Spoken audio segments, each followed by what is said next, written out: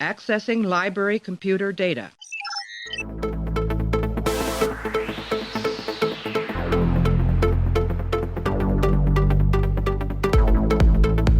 And to make sure that history never forgets the name Enterprise. Hey everybody, welcome to the Pensky Podcast. You haven't tuned in before, this is a podcast where we are running through all 178 episodes of Star Trek The Next Generation, giving our thoughts and feelings about each and every one. Right now we're up to episode 6 of season 7. It's called Phantasms. It was directed by Patrick Stewart, written by Brandon Braga. It aired back on October 25th, 1993. In this one, as the Enterprise sits adrift in space from an unknown warp engine problem, Data's dream program leads to apparently aberrant behavior. It's a very vocab-heavy description that Wikipedia is giving me. Anyway, Dan is here to talk about this one. We're going to talk about Phantasms, the Data Dream episode, Part 2, after Birthright, Part 1. Phantasms with Dan right after this. Delicious. What kind of cake are you eating? It is a cellular peptide cake with mint frosting. Would you like a bite? No, thank you. Excuse me, Mr. Worf.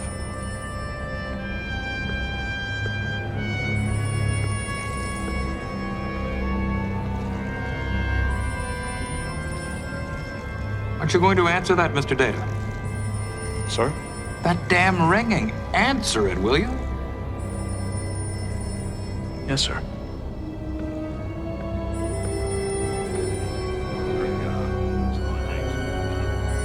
Please identify yourselves. I must ask what you were trying to Be quiet. Dan, welcome back to the podcast. And I don't mean for things like this to happen. It's just kind of the mystery of the universe. But you got another Patrick Stewart directed episode. Are you excited about that? I didn't see you enter the room because I was preparing a peptide cake. Because I know how much you love peptide cake with mint frosting. Frosting. As Worf is so pleased to say. Pull up a chair and have some head juice. Have some brain juice. Yeah. That one didn't make sense to me because Crusher's arm didn't have anything to do with that end result.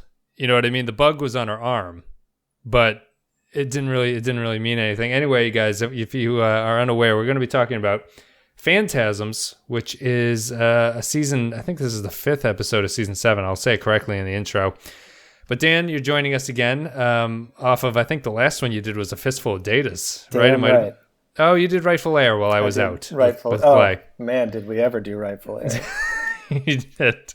And so I appreciate you covering for me while I was out there. And now we're going to talk about a Brandon Braga episode directed by Patrick Stewart. So, how do you want to start? Where do you want to take this one from?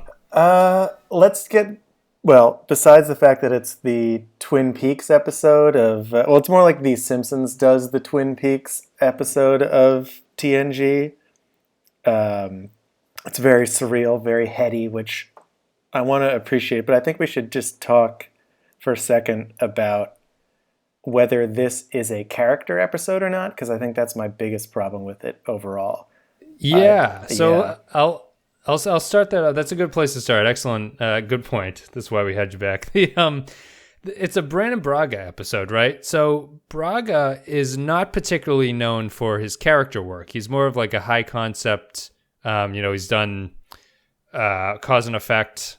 He did Identity Crisis. He's done a bunch of other the Timescape one, I think was him, maybe. He does these sort of very science fiction-y, very high concept takes on things.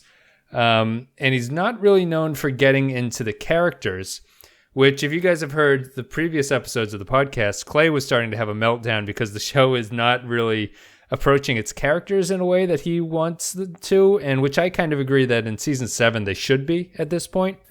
Right. And that... Oh, go ahead. Oh, and that's all just to wrap up by saying this episode features a lot of character work in it, which I think Clay would appreciate, although I don't know if it's the right episode for that kind of character work. Well, here's the thing. First, let's say that I don't want Clay to have a nervous breakdown. Sure. That's step one. I mean, that's fair. I think we can all agree that Clay not running naked down the street is important to all of us. And certainly not over Star Trek, maybe over like a small business loan or, something important to the course of his life. At least Deep Space Nine. Right, at least Deep Space Nine. At least first contact, something that we can all agree is important. Right. But, as the classic 90s syndicated television show, like your Xenas and your similars, right, that you could probably put TNG into, right? It was that classic Saturday afternoon kind of serialized, just sort of block of shows type TV show. There's no overarching narrative other than like, well, they're in space and then they're not in space, but they're still in space and it's mostly the same people, It predates the era that we're in now. So if nothing else, that should just mean that at a certain point, especially in season 7, I mean, oh my God, I looked at the episode count by now and they're on like the 160-something episode. Now is when you just start, if you have no overarching narrative, you just have to start making it happen and just go character by character. I mean, I don't see a real incentive to do otherwise. I don't see what would stop them. And what really pissed me off about this episode, what really made me want to run naked down the street, was that it gives you the false assumption that it's going to be a character episode. And we can talk more about this because this is sort of where I started to really think about it, was that it's not so much that it's a character episode, but it's a type of episode that I've noticed they do a lot, which is the what if blank didn't have blank, like, or what if blank stopped working. So it's less like, well, how does Data's mind work? And it's more like, well, what if Data stopped functioning properly? That's not not a character episode. That's like high concept at its worst. Right. Yes, I totally understand what you're talking about there, and I think that it ties into what you're also talking about is kind of the weak point of the non-serialized nature, right? Where we've brought this up before with Data, where Data goes haywire, and at the end of 45 minutes, everyone acts as if nothing has gone wrong whatsoever. He attempted to murder a character in this episode who comes back at the end, Troy, and she has cake and she hands him the knife again and says, like, I trust you. And it was a funny haha the first like 5 times that it happened. It's like, oh, they're doing it again. But by this time, it's a little bit odd that they really have no qualms with what Data does when he starts to break down. Right. And as interesting as it is for Data to be revealed to be the machine, right, all this time it stops making sense with how they react to him. And I agree that going into his mind is much more interesting, which is, I don't know if you remember the Birthright episode, but it's the one where he gets the dream program that they talk about in this episode. Vaguely.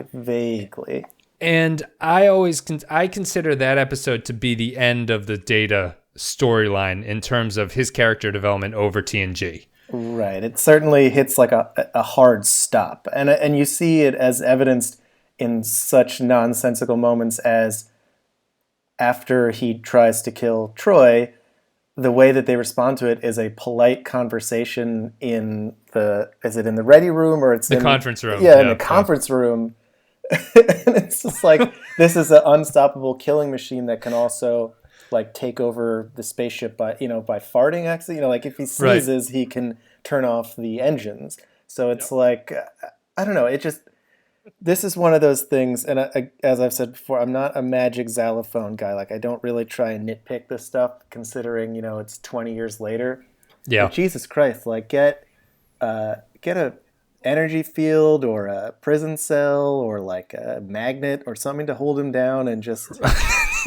I don't know. Like, it's such a tame... And I know that goes back to that whole, like, oh, people don't have real conflicts in the Roddenberry future. It starts to get a little like silly and just a little lazy when you get into that sort of situation where it's like, first scene he tries to kill someone, scene after that they're having a polite conversation.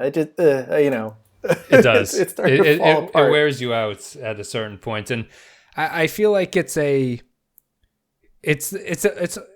weird. I talked with Clay about how it feels like the episodes are repeating, but it feels like we just watched Descent, right? Where Data goes crazy, and then he has a scene with Troy where he talks about, I liked killing the Borg, and you're supposed to be horrified.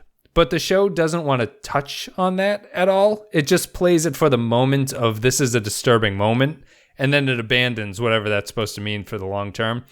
And in this episode, he does the same exact thing where he talks with Troy about it, and it's the same exact sort of, it doesn't end up meaning anything outside of what's going on. And it's just such a, I've seen this before. I literally saw it 5 episodes ago, and you haven't changed anything going forward. And you're not willing to explore like why Data's dreams are kind of a weird thing. You're not willing to go into any of that stuff. It's just going to turn into a sort of surreal comedy. This episode's kind of a comedy too, isn't it? Yeah, that's when I started to see the dream sequences, which I was talking to Clay yesterday, and it was like, this feels a little bit like that time when all the nerds buy like a bag of weed together and they get kind of high and goofy things happen. It's just like the way that this is written, and they're just like, it's what someone thinks that a drug trip is like, writes a drug trip that's never done drugs. It's like, right. Or someone who's never watched like an episode of Twin Peaks writes out like, someone who's never dreamed. Right. Like, this is Data's interpretation of a dream. So I guess in that way it's kind of okay. I guess in that way it is kind of effective because it's like the most unimaginative dream. It's like if someone wrote the dream code for someone else, then I suppose it does do that job well. It's like if you took every TV trope and put them in someone's brain. Okay, fine. I will relent and give it that. But it does just become like almost farcical, I guess. Like it goes beyond comedy into something else.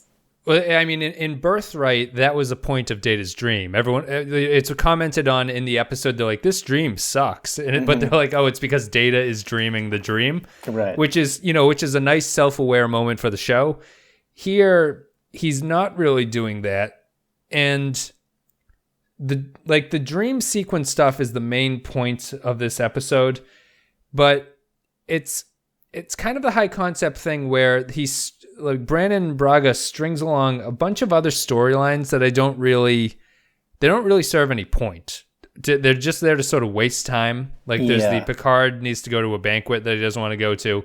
Geordi is the tables turned and is now a ladies' man who has to beat him off with a stick, apparently. Oh God. The more we talk about this, the more little chips start to appear in this one. It's a little bit death, but like it's a little bit death by 1,000 paper cuts. Yeah. But not like in a way where it's like I wanted to succeed, and I want to talk a little more about that because it starts to at least buy into its own idea of like, fine, Troy is going to dive into this a little bit, and it's somewhat of a Data character episode, but then suddenly it's not, and it's about a little alien leech thing. And the Geordi, I don't even know, my brain is like a whirl with criticism right now, and I'm not trying to, it's just like this one feels a little more roughshod than a lot of the other episodes in so many ways. Do you when you watched it for this thing, when it was over, what was your state of mind? I think it's one of those episodes for me. Were you like happy with it when it was over, and then you started thinking about it, or were you just watching it the whole time going, "What the hell is going on?" I was pretty happy with it because I liked that they were at least attempting to do something with Troy, and it made sense for Troy to sort of try and help discover what a android's dreams would be. Yep. But then as I sat there and thought about it, also as I endured the next episode, not to jump ahead an entire recording, but and I started to really marinate on it, I was like, wait a second. That wasn't satisfying at all. It's a tricksy one. It didn't, because it just didn't commit to the premise of being weird. Like, if you're going to have a no-stakes show with no narrative that jumps from one episode to the other, just be weird. Who cares? Just do it. Just try it. Just, especially in what year was this? 1993? 93 or 94. Right. Yeah. There's never been lower stakes in terms of people remembering from episode to episode than there were in 1993. So, try. But they didn't try. They did the opposite of try. I mean, how much of that do you think comes down to, we talked before, you did Fistful of Datas, which was a Patrick Stewart directed episode. Patrick Stewart, great actor, pretty awful director of television. I think it needs to be said. Yeah. His episodes, he's done Suddenly Human, In Theory, Fistful of Datas, and this one are his 4. And they're all very poor. Like, Fistful of Datas was sort of unforgivably poorly directed because it's a Western and he didn't take advantage of any of it.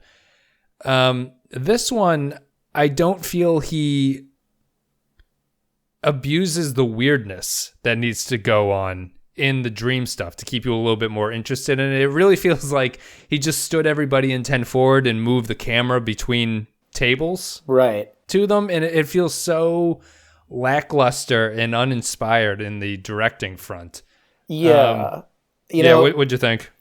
Putting aside artistic ability, because I think we both agree that like the camera moves, just the blocking of it is pretty boring.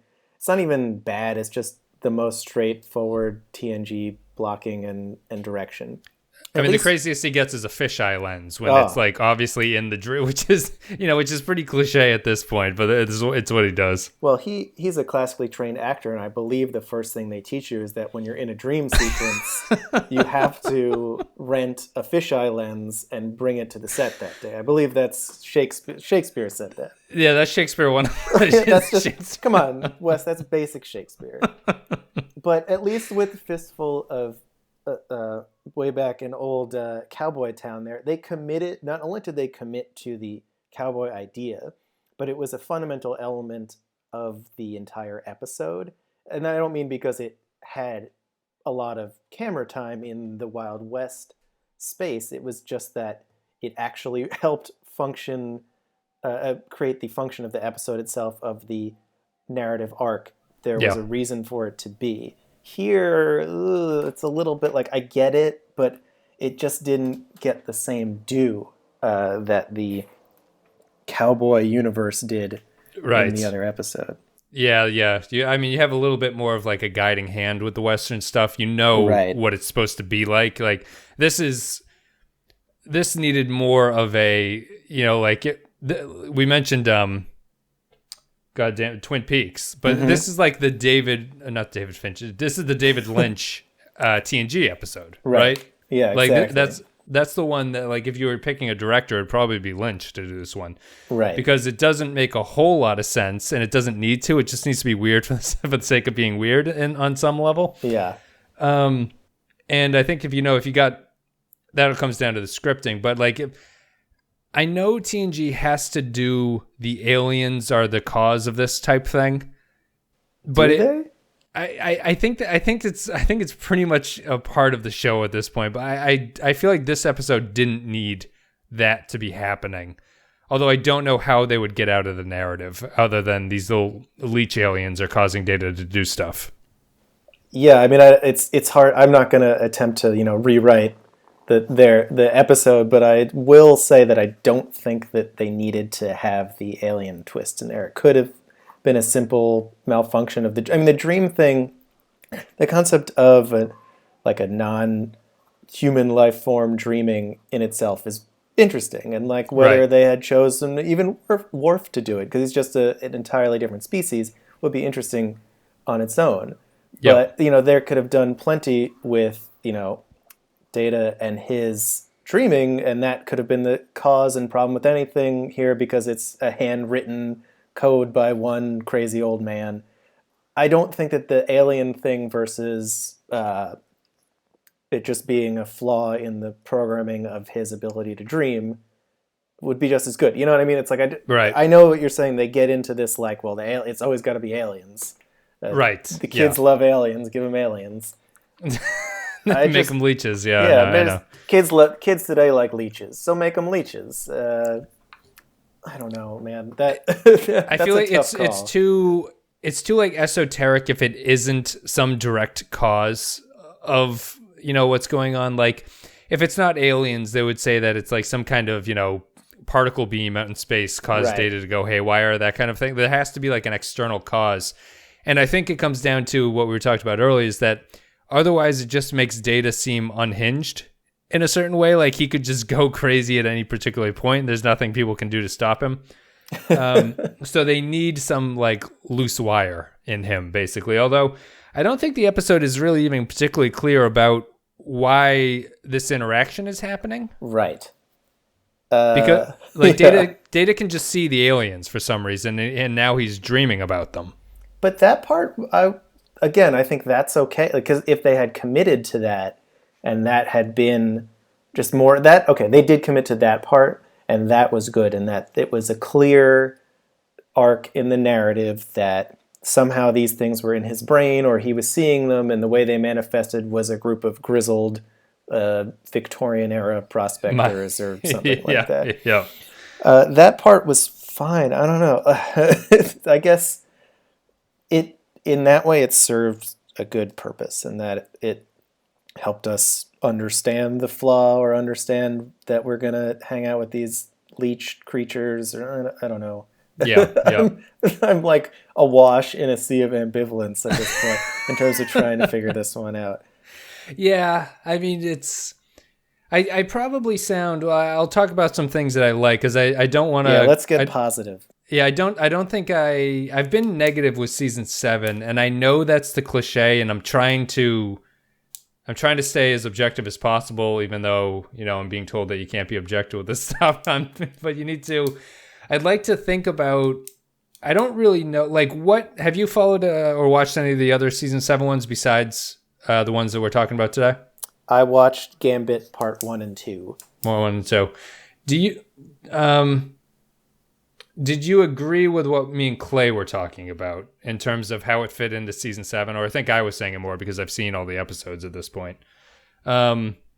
What's your sense so far of season 7? Like, what does it feel to you about all these episodes? I have a certain feeling about them at this point. It feels a little bit like they're running out of ideas, but it also feels like when you let the actors be the characters, they get very familiar with it. And I do think that there are good moments of that, and I think that's important to reiterate that with Troy discussing dreams with Data, like all of that is good. Like that's very good, and that's what the two of them are. That's the relationship that they should have had for 6 or 7 seasons or whatever already. Right. That's important. Like that's really good. That's the chin scratching that I'm here for, is to like think about things like that. Because it's really interesting. It's like, what would happen if your entire ability to dream was written out by someone else? You inherited it. It was not something that you could develop.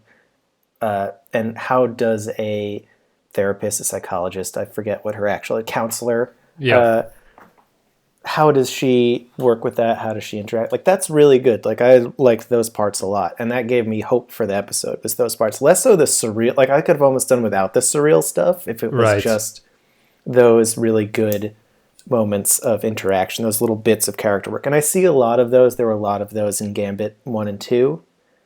So I there's things I like. I'm positive. I'm like straining to be positive. No, I agree, and I think that the strongest parts of all the season 7 episodes have been the character moments. Like, my favorite of this one is because it continues. I love Data and Worf pairings at this point.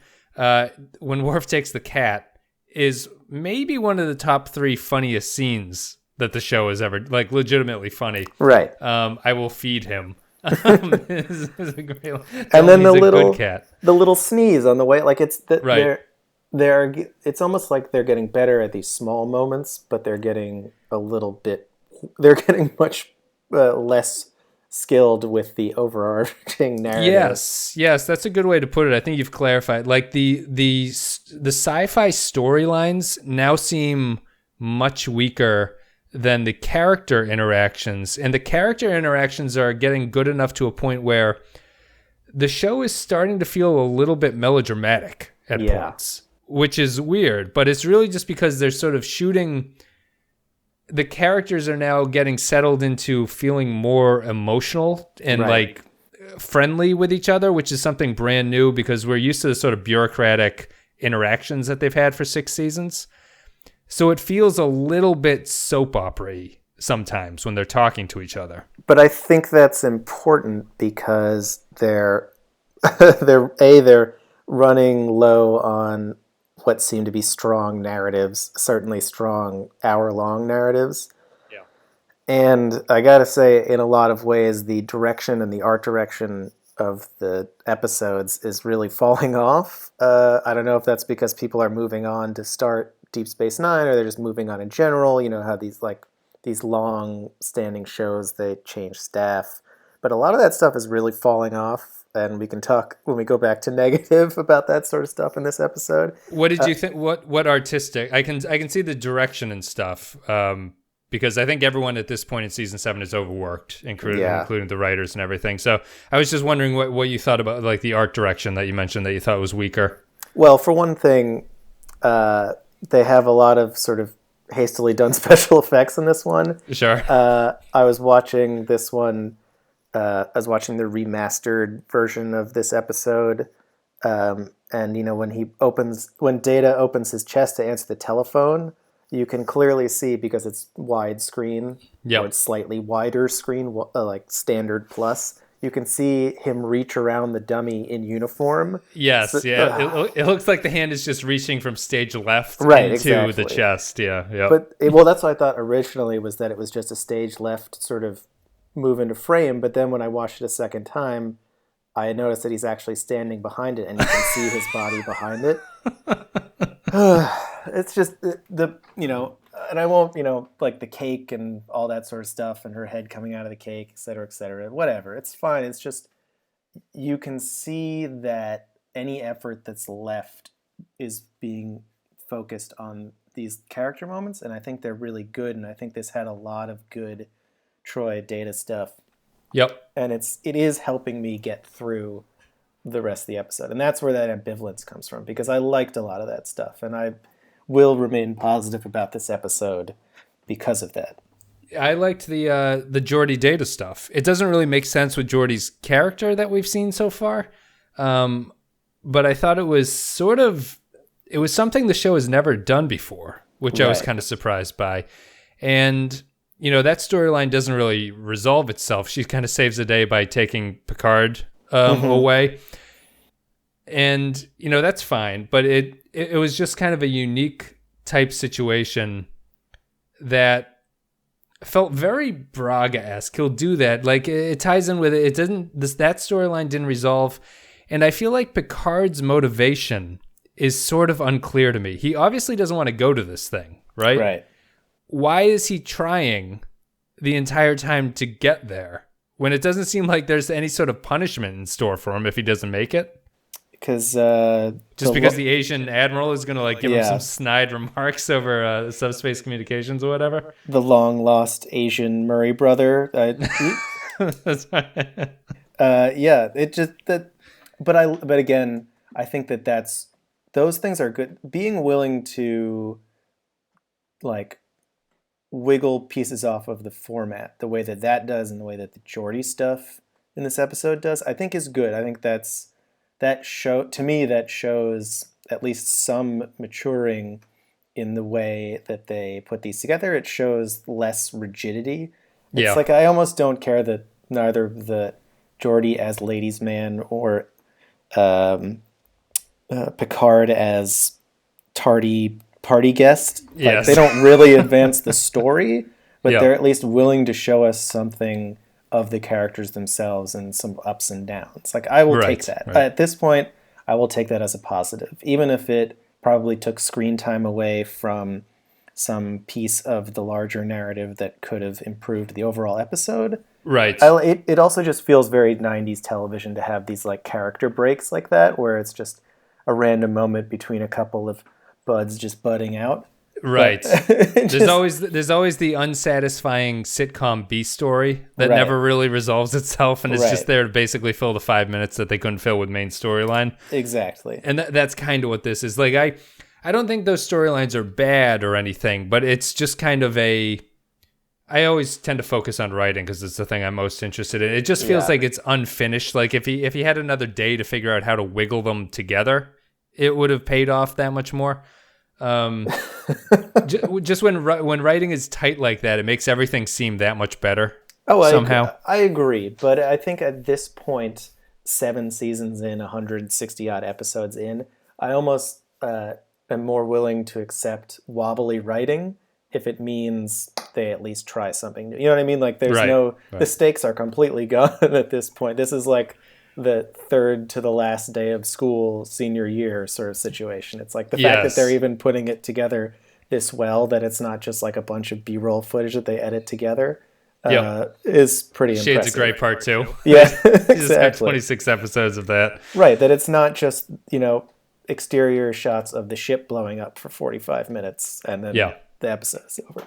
Yeah. Interesting. I think we talked a good talk about Phantasms, which is a good title. I like that title. But we will take a break. I'm going to play an audio clip. Me and Dan are going to come back. We're going to have our final thoughts and ratings for Phantasms. Will you take care of Spot for me? Your animal. I'm afraid if I have another waking dream, I might injure him. Of course. Spot, come here. Unlike a canine, Spot does not respond to verbal commands.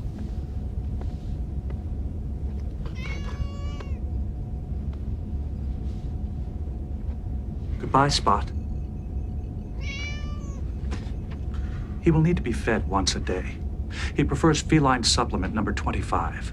I understand. And he will require water. And you must provide him with a sandbox. And you must talk to him. Tell him he is a pretty cat. And a good cat. I will feed him. All right, Dan. It's time to give our rating here. I'm kind of interested. I don't know if I can peg you for what you're going to give on our scale of 1 to 5 for this one. So why don't you start us off? I'm interested. Let us know your sort of overall opinion and let us know on a scale of 1 to 5, 5 being the best, 1 being the worst, what you thought about this one. Well, I sat by a 10-forward window this morning with a cup of brain juice and really thought this out. And I'm going to still give this a 3.5, which is a surprisingly high score, considering that the narrative itself is poor at best. I mean, I would call it junk because it devolves from character into problem of the week. But what it does do is gives a lot of good character moments that I think are important and start to inform how they deal with characters into the next, into Deep Space Nine and etc., where it gets a little more character friendly. And I'm glad to see that this is where that starts to take shape. Sure. So I will be Mr. Positive Pete. I'm going to turn things around on this podcast. I'm Positive Picard. I want to just help us all turn over a new leaf so we don't finish out TNG after all of this work that collectively all of us have done. I know. We don't end on like the most shit in a shoe vibe. But I do think that this has merit. I do think it has merit, even though it's like a fifth grader's version of a David Lynch movie. Right. Yeah. And just so we know, people, we do have all good things coming. It does come eventually. I think I would like this one more if, like I've said about a lot of the other season 7 episodes, if I didn't feel it was just retreading an episode I've already seen before. Like, I feel Data's dreaming is done a million times more interestingly in Birthright, where it takes the dream sequences in that one are much more dreamlike and less sort of a 1-to-1 ratio of here's something happening in the real world, here's a weird interpretation that Data is seeing of it. And I think that's it's much more like a poetic take on Data's dreaming sequence. This feels more just like Monster of the Week, like horror kind of themed episode with a weird comedy backbone that's balanced out by a brutal attempted murder scene, which is really kind of shockingly violent for this show. Which I was just sort of caught off guard by. I think it's just, I really love the character moments, as we've talked about. That's the best part of the show. The narrative doesn't really hold up for me, and I don't enjoy watching this one. So I'm going to give it a 2 out of 5. That's fair. And I'm happy to provide the hot take, and I'm happy to provide the pointlessly positive view on this one. It's just, in the end, there are lots of episodes of this show where I'm like violently ill when I'm done watching it, including the next one that we're going to do. But yeah, I can mess with this one, and I would watch it again. I would watch it while cleaning, which is my general TNG standard. It's like, will I vacuum to this? Yeah, I'll vacuum to this. Absolutely. Oh, here comes the speech. I'll just turn that power suction light on and get these dust bunnies out of the way. It's over. Yeah, I can see that. This is not a I used to, when I was younger and this wasn't all available on Netflix and everything, I had a big, one of my buddies in high school rented the Netflix DVDs like one at a time, and he burned all of us copies of them. It took about 7 years to get the entire series, but I had the big like CD binder that with the black like vinyl binder that I would flip the discs through. And this is one that would probably catch me at if I had seen all the other stuff a lot, this would be one of the sort of second tier ones that I would go to, right. I think. Yeah. But it, like, critically thinking about it, I'm not sure it holds up as well as I thought it did. To use your original rating system, I will say that this is one I would enjoy, but I would never, ever recommend it to a Star Trek novice, ever. Right. Yeah. So that's a 3, basically. So you're right on track with it. And in my opinion, it's one with some problems in it that if it was fixed, it would bump it up to a pretty average episode. Cool. Well, Dan, thank you very much for coming on. Excellent. Thank you. You'll be back with Dark Page, which we'll be talking about in a couple days on the podcast anyway. Guys, thank you for listening. If you enjoyed the content, you're on YouTube, like and comments, appreciate it. If you're on iTunes, rating and review. You can rate and review on all the podcatchers out there. Facebook.com/Lipinski Podcast. You can go there, like and a comment. And Patreon.com. You go to patreon.com/Lipinski Podcast and you support us for a couple dollars a month, less than the price of a cup of coffee. You can get some exclusive content. We talk about movies. We do podcasts that only people on Patreon can get. We talk about TV shows, etc., not limited to Star Trek. And that's it. Phantasms. We're done. And we'll see you in a couple days with Dark Page, the final appearance of Oksana Troy. Are you ready, Dan? See you then.